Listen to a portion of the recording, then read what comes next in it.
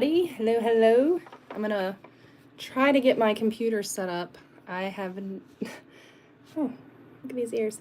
I haven't ever done a live where I've been able to monitor the comments while I'm chatting with you guys on my mobile device, which is typically what I use when I do lives. I cannot see the comments. So bear with me just a moment while I figure out how to do this. So here we go. I can click on that. And if you are just joining in, hold on a second. Got some feedback issues with my live on my computer. So, if you are just joining in, say hello down in the comments. Let me know where you are from, or let us know. Right now, my family is having a lot of fun learning about different places in the country. We love to hear about where everybody else is from, and we love to explore a new location every few days. If you are just hopping on, thank you for joining. And I just wanted to get on here today because I am super bored. I'm having cabin fever. And I also, hi Amy in Pennsylvania. I also have an ear infection and a throat infection, and I haven't been able to eat for a few days, so I'm on a liquid diet.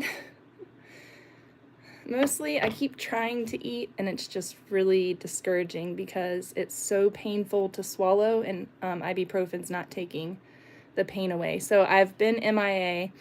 The videos I've been uploading is footage that I had back in November, and so I'm just getting around to editing and posting the last few days. But I still can't hear properly, and anytime I'm trying to edit a video, I feel so rotten that I don't want to edit.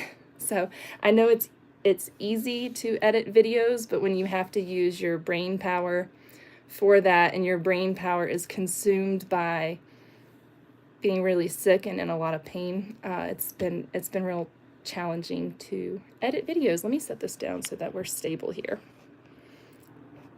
So, hi, Tri-Cities. I feel you with the pain. Yes. Oh, you got your wisdom teeth pulled? I've had that done. Yeah, so how do I do this? Got it.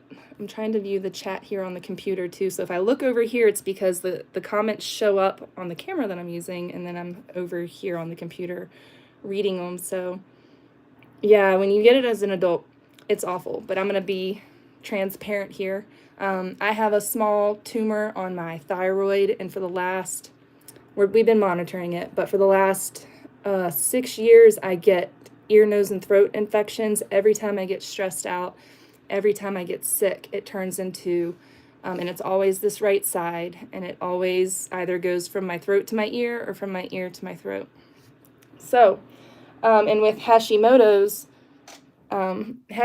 can get worse and can be triggered. Like if I were able to heal my Hashimoto's, it would probably be triggered again by the infection that I get in my neck and in my ear and everywhere.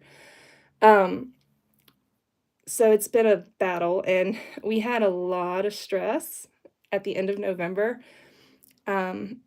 with my side of the family and some other things going on, extended family stuff, maintaining privacy about all of that. But it was very, very, very stressful for me. And so I think that kind of triggered everything. I got a sinus infection, or a sinus cold, head cold thing, and then it just kind of blew up and went from there because my immune system was down from the stress. So I went to the doctor no, I didn't go to the doctor. I had a telemedicine visit with my care provider on Friday because what was it, 8 days ago on Friday, or like 9 days ago, I said, if I'm not better by Friday, I'm going to the doctor on Friday. Well, that Friday came and went, and I did not go to the doctor, foolishly. I was like, okay, I can nip this in the bud myself. I can do this. I can do all my home remedies. It's not going to snowball, right? Well, it snowballed. And so here I am, now on antibiotics, which I've been on them since, well, I guess, what is today, Saturday? I've been on the antibiotics since yesterday. And so far, no improvement. So I mean, they take time. So we'll see. She said if I'm not better by Tuesday to come in. She also wants to look at the swelling. I just put this on because I'm freezing cold, but now it looks like I'm getting somewhat of a reaction, having some kind of redness. But I'm really swollen over here, and my lymph nodes have been swollen since March. So that's exciting. She's going to check everything out because she checked me out in July, and she said, if this continues, we're going to investigate further. So I've had swollen lymph nodes in both my armpits, my groin, and across the top of my breast up here, like along my collarbone, kind of. So we're going to have those looked at on Tuesday. She's going to check everything out and make necessary referrals. I have an ear, nose, and throat referral for this. I had one about 4 years ago, and it was a 6 months out, 6 months to a year until they contacted me. And at that time, I didn't have an infection. And I was like, well, what's the point of going? I don't have an infection now. But they would have been able to investigate and see like what else was going on and maybe give me some answers of why this keeps happening. So yeah, Tuesday, she said, when I talked to her yesterday, she said, okay, so you're still having the swollen lymph nodes in your neck, collarbone area, armpits. So we're going to check that out again, do some more blood work. I had blood work done, I guess it was back in July. And we assumed that my cell counts and stuff were a little off or high because I had COVID, or maybe it was July, August timeframe. It was like a couple weeks after I had COVID again for the second time, and I wasn't getting better completely. I was just struggling, right? I've been struggling, I think, ever since this pandemic started with my health. But I don't let on about it at all because there's bigger fish to fry, and nobody wants to hear a pity party story, right? So anyways, yeah, we're going to have all that checked out. They've been monitoring the tumor on my thyroid for the last couple years. And I don't know if it hasn't grown any as of my last ultrasound, but I haven't had one in about 8 months. And I would say about 6 months, or whenever March was. Back in March, April time was when I noticed the swollen lymph nodes in my armpits. But again, it's been explained away as it's probably just COVID. It's probably just my autoimmune disorder. It's probably nothing to be concerned about, right? Nothing to be concerned about. Sorry. That's my iodine. That's my, so for my thyroid, I take additional supplements. I got iodine and selenium right here. And so those are what I take in addition to my thyroid medicine. And then right now, what am I hydrating on? Ooh, this is exciting. A lot of you have wondered about the drink that I make, my homemade electrolyte drink. And I add honey to it. You don't have to add any kind of sweetener to it. But I have to stay hydrated. I can't, it's so painful. I've been feeling lazy, low energy. So I'm just making this, and I get this from the Redmond's Real Salt. And it's their Relight, but it's a immune boosting drink. It has a bunch of vitamins and minerals in it, vitamin C, D, B12, D3, calcium, magnesium, zinc, manganese, chloride, sodium, potassium, coconut water powder, ginger root, turmeric root, and elderberry fruit. Real salt. It has real salt in it, so you're getting all of your good stuff from that. But if you are like me and at times you don't want to pour your lemon juice or squeeze your lemon juice, get your honey and all your stuff, a scoop of this mixed in some water is really good, and I like the flavor of it. I'm not a fan of drink mixes because a lot of them have like that fake artificial sweetener flavor to it, and there's so many things that my husband and kids just yesterday, they tried some drink at the store, and all of them were like, oh, it was so gross, Mom. And I was like, yeah, I've had that drink before a couple years ago, and I remember it tasted fake sweetener. It was just horrible. So we're not used to stuff like that, and we're not used to like overly sweet drinks unless it has honey or maple syrup in it. If you're just getting on and you wonder why I keep wincing, it's because I'm trying to swallow my saliva or my drinks. And then also I'm drinking hot tea. So I've got the throat coat tea. I've been hammering this, but I've also added turmeric, ginger, cinnamon to it because I just wanted the extra boost from those. And then I also double fisted it with my cup of coffee because nobody needs a caffeine withdrawal headache when they're this sick. So I'm definitely staying up on the coffee, and it's middle of the day, but because I've been drinking all this other stuff, I haven't been drinking my coffee. So trying to keep the headache at bay because yes, I quit drinking alcohol and all of that other stuff a year ago, but I still drink coffee. All right, I'm gonna read through these comments over here on my computer. I hope you feel better, Lindsay, with your wisdom teeth. That for adults is so painful. How many of you folks have had your wisdom teeth out? And I don't know if it was even necessary to remove my teeth. I had beautiful dental work done because I sucked my thumb as a child and I had buck teeth really bad. So once all my orthodontic work was done, and it was extensive, you'd be impressed actually. And they pulled out my wisdom teeth so they wouldn't damage my smile, right? I didn't have a choice in the matter. My parents made that decision for me, but at this point in my life, I probably maybe wouldn't have removed my wisdom teeth. I don't know, unless they became a problem and then I would remove them. I feel like some of the infection back here could be from like my sockets where I had my wisdom teeth removed, and also I had my tonsils taken out. So somebody explained to me, I've heard that tonsils can grow back, but someone explained to me the reason why I had my tonsils taken out was because I had chronic abscesses. I would get, every time I got sick as a child, I would get abscesses and they would drain them with needles. I'd go to the ER, I remember being pinned down by all these adults and having my tonsils stabbed with a needle and drained to relieve the abscess of the pain so I could eat and swallow. I mean, I wasn't able to swallow spit. Well, maybe they didn't get all the tonsil out. So maybe that's why I keep getting this infection on this right side. I mean, it swells up really big back there, and you can see it, and you can see how thin the skin gets, and you can see the infection behind the skin in the back of my, oh my gosh, it's horrible. I don't want to go into details to gross y'all out, but I don't want to have to go and have another surgery and remove what's left of that. That's terrifying me. Again, as a child, I didn't have a say in the matter. They just took out my tonsils, and it was probably for the best. I continued to get ear infections, throat infections. Like, it didn't matter that they took them out. And then again, now they're abscessing on this side of my face again. So I'm doing all right, though. I think this is just making me really warm. Oh, our power went out last night. So that made us reevaluate a lot of things in life, and that's been happening quite a bit here lately, the power outages. We're in Southern Oregon, and so they were calling for this big storm, and they even named the storm, right? They gave it a name. That's intimidating. You're gonna name a storm that's coming?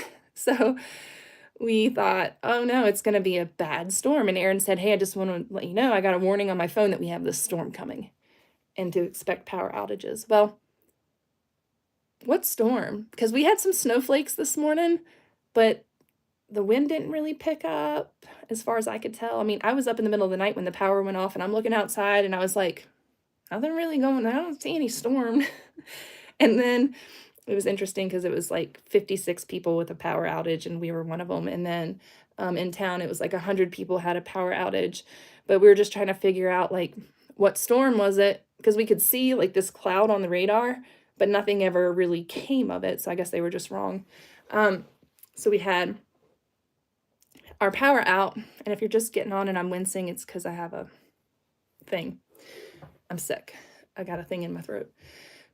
But thankfully we have gas. So we have a gas stove, and if we were going to stay here longer, I would have switched it out to a wood burning stove there instead, because I feel like maybe wood burning is more reliable than being on the grid gas. But I can update you guys a little bit about what happened this week in our personal life if you guys are interested in hearing about. I know I made the post on here about Aaron putting on his uniform for the last time. Did you guys see that post?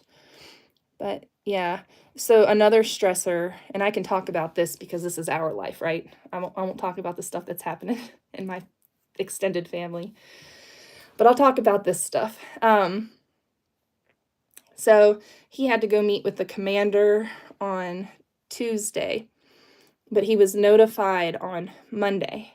And part of his health condition right now that we're dealing with is mental health.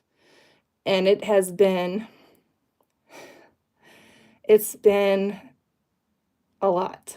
So, in trying to, being strong for him as we go through this. So, part of that is he has been diagnosed with a panic disorder. And this is all like this panic disorder business, this is all in the last year, you guys.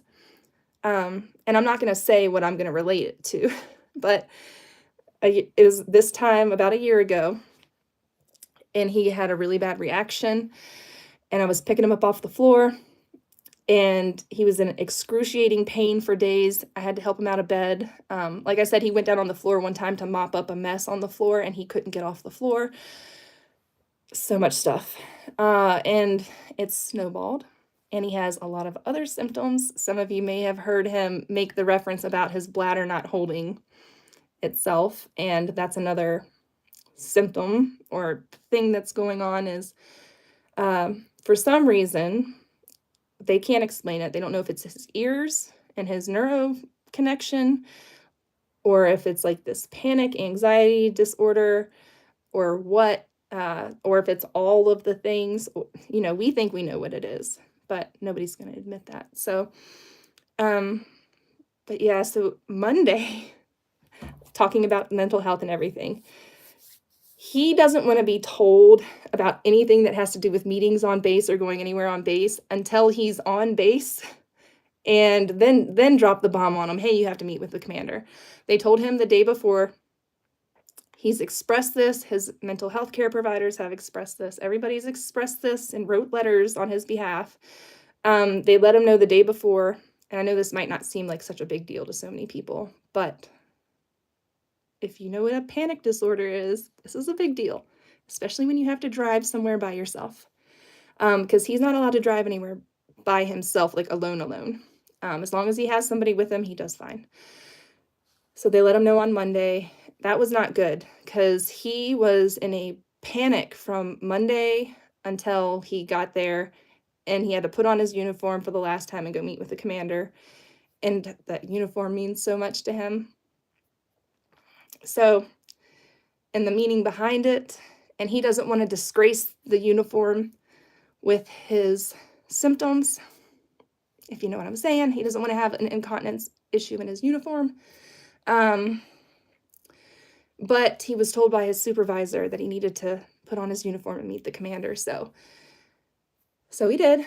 And it ended up being okay. But the anxiety and the panic and everything leading up to that, and having to drive by himself alone on base, because a lot of his panic attacks happen when he's driving. And oftentimes I have to either go get him, or he calls me on the phone and I walk him through until he can get to a safe place or until he can get home. But they come out of nowhere. Really no explanation for them. Like, he'll be totally fine, even keel, in a great mood. Nothing really triggers it, but he could just be alone and think one simple thought, and all of a sudden, boom, his body goes into, his hands go numb, he gets chest pains, he feels like he's dying, and then he goes, oh my God, am I dying? Is this it? Am I gonna die? And then it snowballs, but it's physiological symptoms that scare him and make it worse and worse and worse. So if you've ever had a panic attack, I actually have only had 2 or 3 in my whole entire life, and I had one last week over what was happening with my family. And Aaron was able to walk me through that panic attack, and he got me to breathe through my nose and to calm down. So he's able to help me that one time that I had it. And then now I know what it feels like. I had one about 6 years ago. Long story. But I had to call him home, and I demanded he take me to the ER because I was dying. If you've ever had a panic attack, it feels like you're dying, and there's no other way to explain it. It's terrifying. But he has these weekly, right? He's having them multiple times a week, and he can't really control it. So anyways, that's besides the point, and he has pages and pages of physical diagnoses, which can all play into the mental health side of it. And that's what's happened here is his physical diagnoses went and went and went, and he was getting diagnosed. He was doing all the treatments. He was taking the medications. He's doing everything he's supposed to do for the last 8-9 years. And just kind of got swept under the rug, had multiple negative adverse reactions to different things, swept it under the rug. And then after a time, it's just taken a toll on his mental health. So then, sorry, you guys, my nose is running. When the mandates rolled down and all of a sudden you don't have a choice and you have to take this experimental thing. Ooh, I can't tell you how that was for 6 weeks and how he agonized.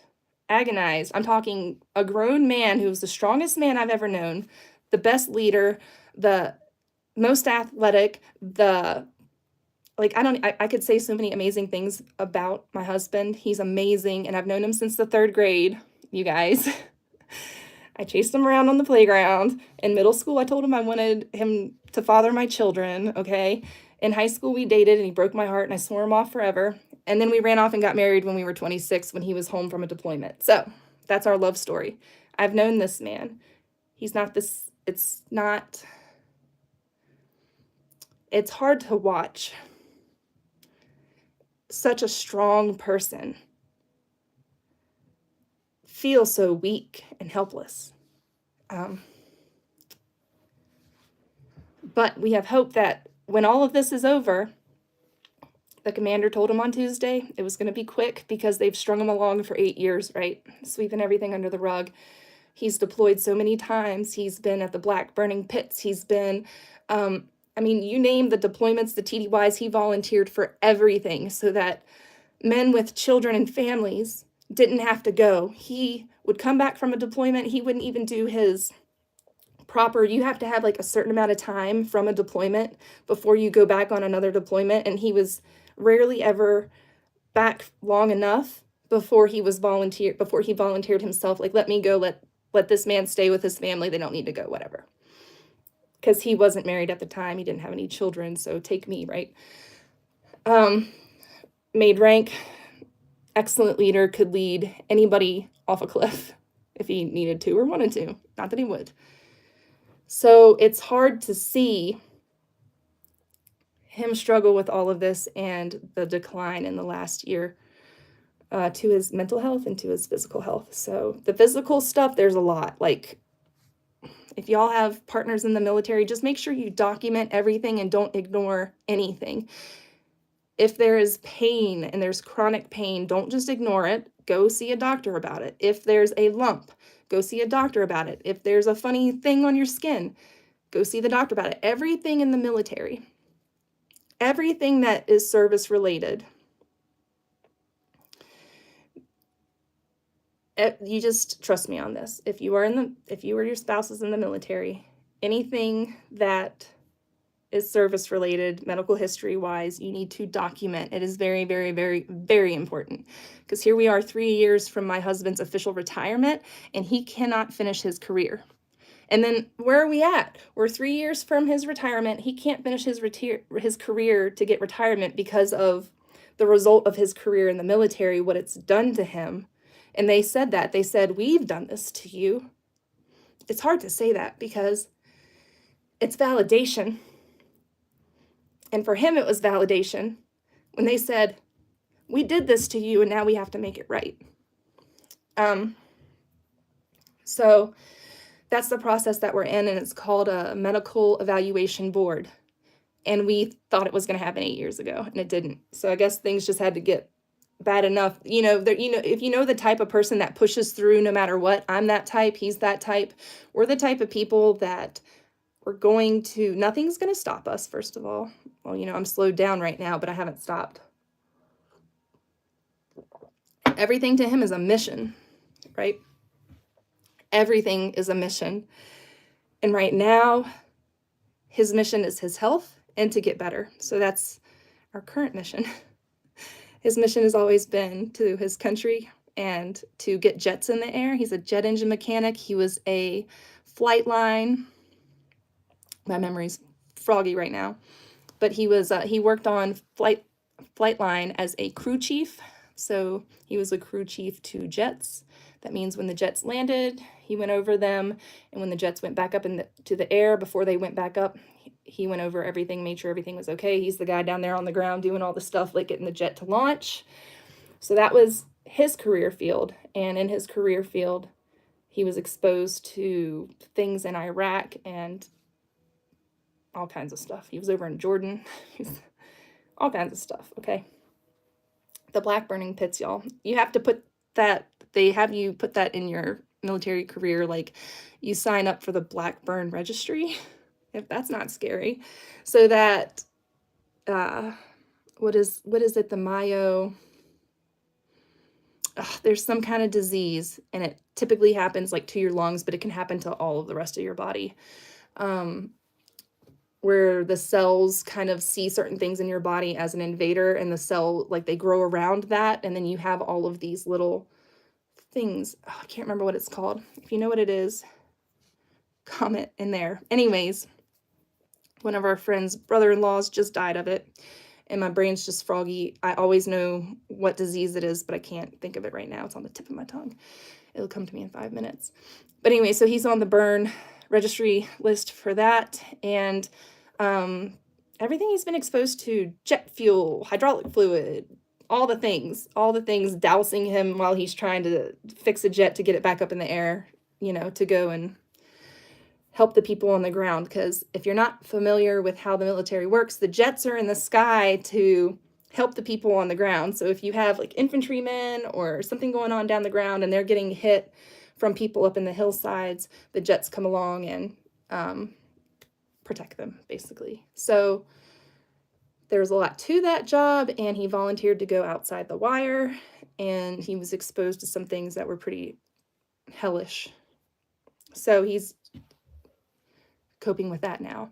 And a lot of times, your PTSD can kind of be like in the back of your subconscious or whatever, and then there's an event that might trigger it, and then you might need a lot of help to cope with life. So that's the boat we're in. I just don't talk about it a lot on here because nobody wants a Debbie Downer. You know, you guys are here to see the food and see how we nourish our family and how we work hard to make all the things that we do. But the driving force has always and will always be behind that is my family's health, helping myself, helping my kids stay healthy, and with the occasional junk food and stuff like that. But my family, they've been out and they're just walking back in the door. So I've got to go help get them sorted. But it was good to talk to you guys. I'm going to read through all these comments. I'm going to make this live. And yeah, you can use RAL10 to get 10% off free shipping over orders $30 from Redmond's Real Salt. They have face masks and toothpaste and all kinds of good stuff. It's not a pyramid scheme. I just have an affiliate link that I share with you guys. And then I'll also leave down below, if you guys are looking for personalized stockings, you get 40% off. And I blanked on my code, but I'll leave that down below too. So if you're still looking for beautiful Christmas stockings, I've linked it in a couple of my last videos in my video's description, but I'll try to put it here for you guys too. But just a few tidbits for y'all. Merry Christmas. Happy holidays. Merry Vlogmas. I'm sorry that I told you guys I was doing Vlogmas every day this month. I failed miserably, and I'm sorry for that. I'm going to get better, and I'm going to get back to it. I have lots of ideas and lots of things. We're going to go tree hunting as soon as I'm able to. Maybe the jostling around in the car will do me some good, but we're going to go get our tree this week, hopefully, fingers crossed, and decorate and make cookies and do all that fun stuff with the kids. So thank you guys for catching up with me on here. My lives are always like a hodgepodge of stuff, and then I open up about what's really going on, right? I get a little honest and say, this is what's really going on behind this smile. There's a shattered mama, but we're keep rising every day, keep working hard, find the joy in all the little things, because there's so much joy and there's so many blessings in every single day. And despite feeling like this, I have been able to snuggle my babies and enjoy some time with my kids and no pressure to work. You guys have been great about that. Thanks for watching my videos. And I'll talk to you guys soon. We'll have to do some more lives. I'll need to plan them a little bit better. This was just Katie had cabin fever, and the house was quiet because the kids were out for a little bit. So thanks for hanging out with me. I'll see you guys soon. Thanks for all the prayers. Thanks for all your support. Y'all are awesome. I'm going to read through these comments and reply while I get my toddler down for his nap. All right, until next time. Bye.